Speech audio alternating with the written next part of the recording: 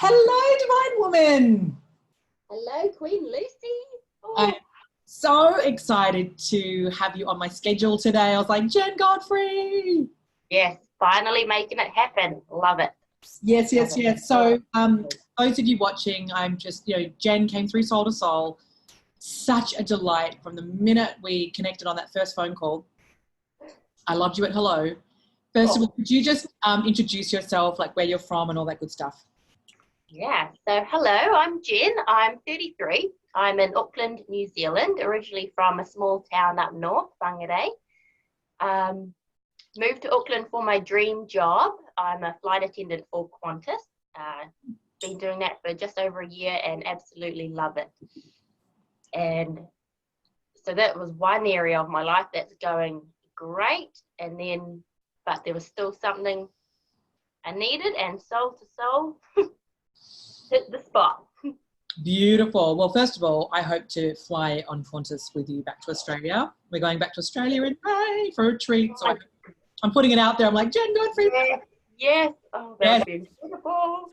So, Jen, what we're going to do is a little bit uncomfortable, is to really go back. I just want to close your eyes, to go back to when you got on that call with me. Now, Abella starts crying because she's like, oh, no, I'm crying. That's how I felt. You don't have to cry, but go back to what was really going on for you internally, in your world, when it came to relationships, when it came to how you felt about yourself. What was going on inside your heart so that these other girls can really feel the truth of, where you were, and then now sort of what happened after Soul to Soul. What wasn't working? Yeah, back then it's just a grey fuzz, because I feel like I was playing so small. I had to put on a great facade. It looked like I was doing great, but inside it was just empty and small and scared of the future, scared of not finding my love, my dreams, my life that I knew I was meant to live. It was just, going along each day, filling my days with activity, but not what I actually wanted to be doing. And there was no relationships. The times that I was with guys, it makes me shudder to think of myself back then. I would just give all of myself away almost immediately. Now, So hold on one sec. So obviously, baby girl is echoing where you're at. Can you shut the door behind you? For those of you watching, I am eating my lunch, and there's, data in the background with baby girl, because we like to keep it real here. We're not wanting to show you a polished version, but I just think it's interesting that she's crying her eyes out in this part of the call. Little spirit soul sister. Yeah, right, because that's really what was going on for you at a really deep level. Oh, yeah, absolutely. Absolutely. There was so much fear, just almost panic, actually panic, getting worse every year that went by. Yes. And I really feel like there's a before and after Soul to Soul. And now, Let's stay in the before. Yeah. I know it's so fun to go to the after, but what were you panicking about? I was panicking because I would see all my friends around me and all these people on Instagram and wherever finding the loves of their lives, having these, getting married, having these incredible relationships. Some of them, not all, some I didn't want. So I would see all that. I'm like, okay, well, another year's gone by. I'm 30, I'm 31, I'm 32, I'm 33. And it's still not happening. Like, I'm amazing. All my friends would tell me I'm a catch. Don't know why I'm single. I'm like, I don't know either.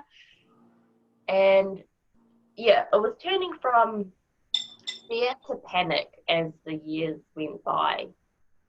Of like, there must be like I told myself for so long, no, there's nothing wrong with you, don't listen to that. But then like it would creep in. I'm like, is there something wrong with me? Why can't I find a man? I know I'm amazing. Telling myself all this on the surface level. Yeah. But nothing ever coming into my life. So what was happening in relationships with men? What was the common theme? Oh, common theme would be fear. I'd give myself all away. I didn't even know what the word boundaries meant. They were non-existent. I would just go along with everything they said or wanted. It wasn't even discussed though, because I never expressed myself. I would just think I knew what they were wanting or doing, and I'd mold myself to that. Yeah. Oh, I absolutely used to do the same thing. And me. because you girls watching this can see, like, Jen's someone you'd want to be friends with, right? She's got a really cool energy. She's super kind.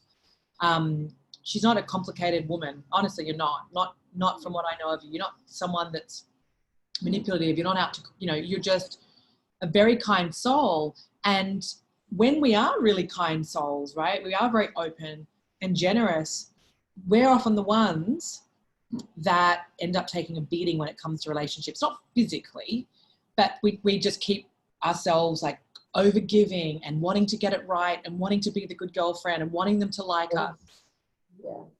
Wanting to be the cool girl. Oh my God. And it doesn't work. It doesn't work when it comes to love. So what was this really costing you, day to day, Jen, in your job, emotionally? Like, what was the impact that this was having, living like this? It got really draining, like having to put on this upbeat energy that I'm fine, everything's great every single day. Because I've got quite a high energy job. Like, you're dealing with so many people, you have to be on all the time. And I would get home and my tanks would just be empty because I'd given it all to other people. And then I would have no energy to actually,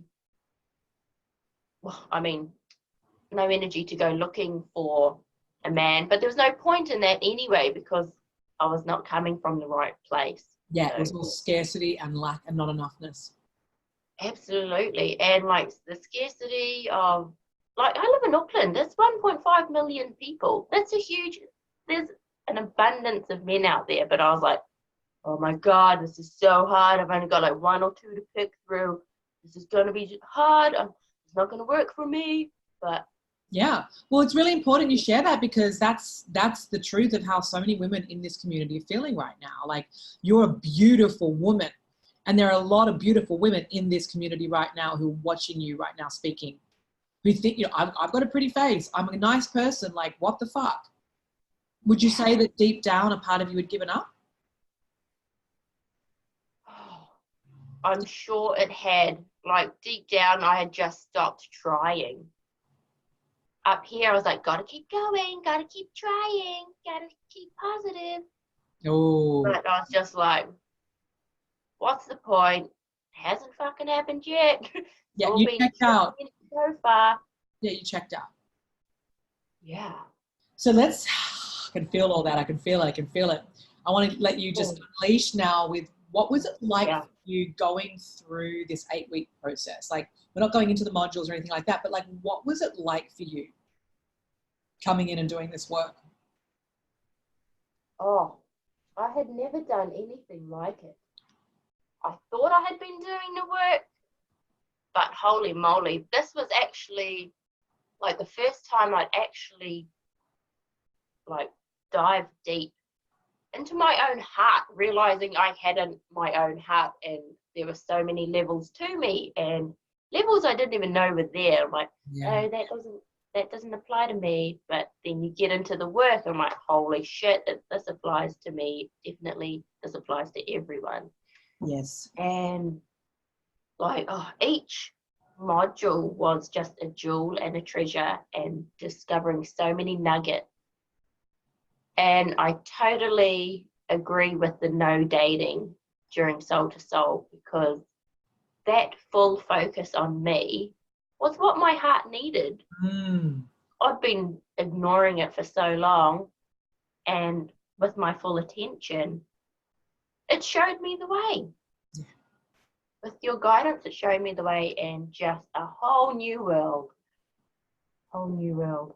Beautiful. So what are you present to right now? Like, what has changed in your life, the relationship with yourself? Like, just speak to us about, you said there's a big distinct before and after. Like, just take the lid off. What's that really like for you? So from now, like, if there's any time I feel like my self-love is just complete, I feel complete and whole. I know I'm my own soulmate, and that relieves a massive amount of pressure right there. Just mental, imagined pressure. So coming from that place of self-love, if anything ever happens, like someone makes a judgment or I get rejected, it's absolutely fine, because it's not cutting deep to a wound of shame or anything. There's no more shame. No more shame. Yes. That is fucking amazing. Shame. I just at the retreat that I was at, which I know you're going to be coming to a retreat because I know your energy wanted to be there. You're so going to experience one. But, you know, I was saying to the girls, guilt and shame are fucking useless emotions that we carry around as burdens in our heart, and they are not productive. They do not add any value. Yet so many of us women in the world are walking around carrying these big suitcases of shame and plonking them in our future and wondering why our life's not working. So what's it like not having to do that? I just feel free. Feel free to go Can you out. speak into the mic? Speak into the mic. Oh, yeah. Hello. Yeah, that's better. I feel free. Like, I'm free to go out into the world. I'm free to interact with whoever I want, be my full, complete, authentic self. Because there's just no judgment. There's no judgment from me. Yes. I love every part of me. Yes. Even, like, I'm not all happy, positive, completely healed and fixed. There's still those parts of me. No one is. We're all a work in progress. Yeah, but the incredible thing is that I love those parts fully. Like, they're okay. They're totally fine. I accept them just as they are. I accept me just as I am. So coming from that place is what has changed everything. Like, my life, my eyes have little rainbows in them now. I'm just so excited about life. Yeah, well, because, you know, you had so much light. Even on that first phone call, I really felt your light and I saw your bigness. Yeah, that's amazing. You saw that. Oh my God, yeah. That's why I invited you in. That's my job as a leader, to see where I'm going to take someone. I don't look at anyone as broken. I don't look at anyone as needing to be fixed, because that's just, I look at, is this woman ready to step into who she really is and into that higher self? And is she really ready to play full fucking out? Because if you're not, as you know, I do not invite people in. It's simply, you're not allowed in the vortex, because it's not to come and dump. It's not to come and be negative. It's not for me to carry you. That just creates an enabling paradigm. It's about you putting a stake in the ground, which you did, and you didn't let anything stop you. You go, oh my gosh, I'm doing this. And you were full fucking in, Jen, and that's why you changed your life. You changed your life. I held the space. I have the process. You did it. Yeah, I knew it was now or never. I had to put every single piece of me into this, because that is what I wanted. It was life or death, as you say, all the time. Yes. I don't want that old fucking life. I want my new, incredible life that I know is out there for me. I know is within me. And I know the universe wants for me. Yes! So what are you excited about? We're now in 2020. Are you excited about this year? This is such a magical year. I like the level of knowing that all of my dreams are there. They're right there for me already. Done. Just waiting for me to allow them in. Yeah, absolutely done. So there's no rush. There's no panic. I can just be myself and everything will come to me. Yes. If I stay in my heart, Yes. lead from my heart for the first time in my life. Yes. That's what's going to make this year magical. Yes, Jen, because you just nailed it. You see, this is not a program, just so you know, if you're wanting to jump into Soul to Soul, this is not, we don't teach you how to date. This is a homecoming to stand in your light and in your power and in your glorious self-expression and your authenticity, proper authenticity, not this like cerebral, yeah, I'm really authentic. No, most people are full of shit. And I used to be completely full of shit. And the scary thing was I thought I was being authentic. Like it was this way of being like, I'm authentic. And it's like, no, you're just saying that you are, convincing yourself that you are. But as you got to discover, true authenticity requires 100% vulnerability to expose and share your heart with power, with courage, instead of, oh gosh, is this safe? Am I going to get hurt? Because that's what people think vulnerability is. They're like, well, I'll tell you how I feel. And it's all very vulnerable and needy and victim, victim, victim. You've transcended that.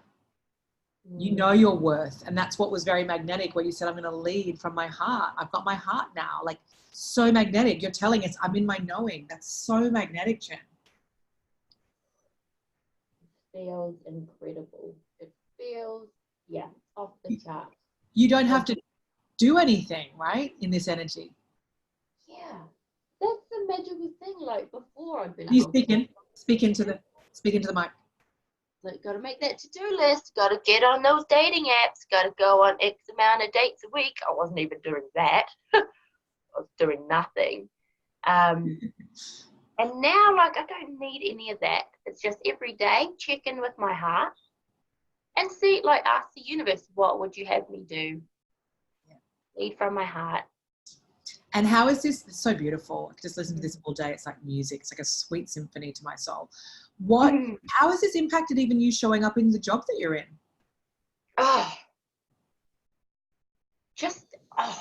Like unconditional love. Unconditional love for myself and everyone, knowing that, you know, we might not connect on every single level, but deep down, the love I have for myself, I can give to others freely.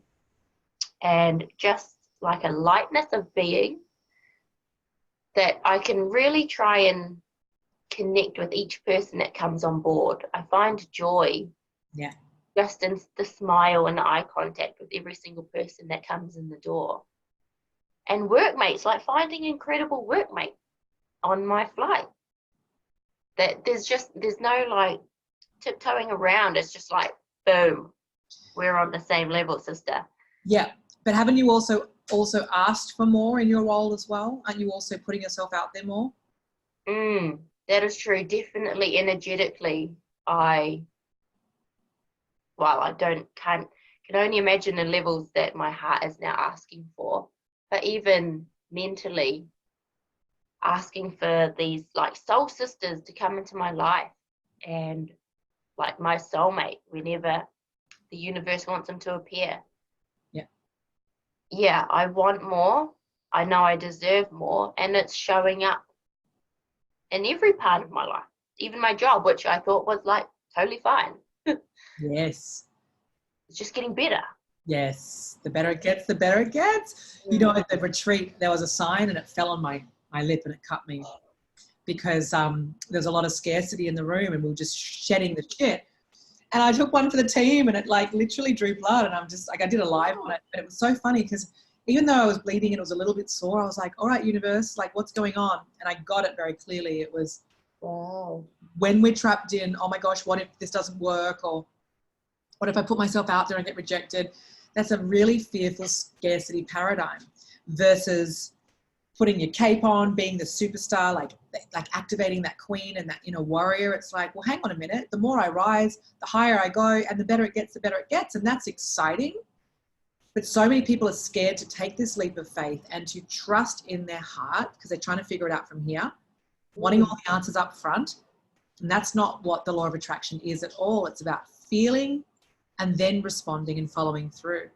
And so what if that, you know, everyone, my hope for the world is like everyone gets that the better it gets, the better it gets.